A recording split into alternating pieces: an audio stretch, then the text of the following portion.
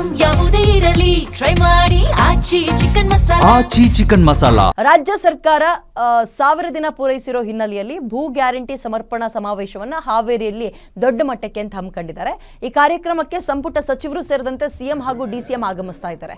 14ನೇ ಶನಿವಾರ ನಡೀತಾ ಇರುವ ಈ ಕಾರ್ಯಕ್ರಮಕ್ಕೆ 8 ಜಿಲ್ಲೆಯಿಂದ ಲಕ್ಷಾಂತರ ಜನ ಭಾಗವಹಿಸ್ತಾ ಇದ್ದಾರೆ. 1,11,011 ಫಲಾನುಭವಿಗಳಿಗೆ ಹಕ್ಕುಪತ್ರ ಕೊಡುವಂತಹ ಮೂಲಕ 6ನೇ ಗ್ಯಾರಂಟಿಯ ಅನುಷ್ಠಾನಕ್ಕೆ ರಾಜ್ಯ ಸರ್ಕಾರ ಚಾಲನೆ ಕೊಡ್ತಾ ಇದೆ.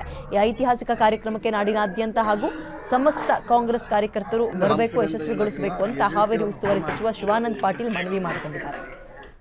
ಗ್ಯಾರಂಟಿ ಸಮಾವೇಶ ಬರುವ 14ನೇ ತಾರೀಕು ಇಡೀ ಕರ್ನಾಟಕದ ಭೂ ರಹಿತ ಜನರಿಗೆ ಭೂ ಗ್ಯಾರಂಟಿ ಯೋಜನೆಯನ್ನ ಜಾರಿಗೆ ತರ್ತಕ್ಕಂಥ ಒಂದು ಬೃಹತ್ ಕಾರ್ಯಕ್ರಮವನ್ನ ಸಿದ್ದರಾಮಯ್ಯನವರು ಮತ್ತು ಡಿ.ಕೆ. ಶಿವಕುಮಾರ್ ಅವ್ರ ಸರ್ಕಾರ ಮೊದಲನೇ ಬಾರಿಗೆ ಹೊಸಪೇಟೆದಲ್ಲಿ ಮಾಡಿ 1,11,111 ಜನರಿಗೆ ಹಕ್ಕುಪತ್ರಗಳನ್ನು ವಿತರಣೆ ಮಾಡಿದ್ದೀವಿ.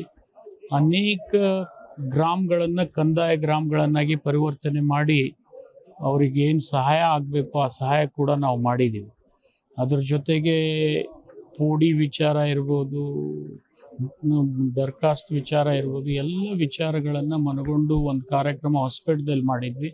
ಅದರ ನಂತರ ಈಗ 1000 ದಿನಗಳಾದಮೇಲೆ ಅದನ್ನು ಹಾವೇರಿ ಜಿಲ್ಲೆಯಲ್ಲಿ ಮಾಡಬೇಕಂತಕ್ಕಂಥ ಒತ್ತಾಯ ನಮ್ಮ ಮೇಲಿತ್ತು. ಅದನ್ನು ಹಾವೇರಿ ಎಲ್ಲ ಜಿಲ್ಲಾ ಜನಪ್ರತಿನಿಧಿಗಳು ಸೇರಿಕೊಂಡು ನಾನು ಕೂಡ ಜಿಲ್ಲಾ ಉಸ್ತುವಾರಿ ಸಚಿವನಾಗಿ ಈ ಕಾರ್ಯಕ್ರಮವನ್ನು 8 ಜಿಲ್ಲೆಗಳಿಗೆ ಅಂದರೆ ಉತ್ತರ ಕರ್ನಾಟಕದ ಹೆಬ್ಬಾಗ್ಲಾಗಿರ್ತಕ್ಕಂಥ ಹಾವೇರಿಯಲ್ಲಿ ನೆರವೇರಿಸ್ತಾ ಇದ್ದೀವಿ.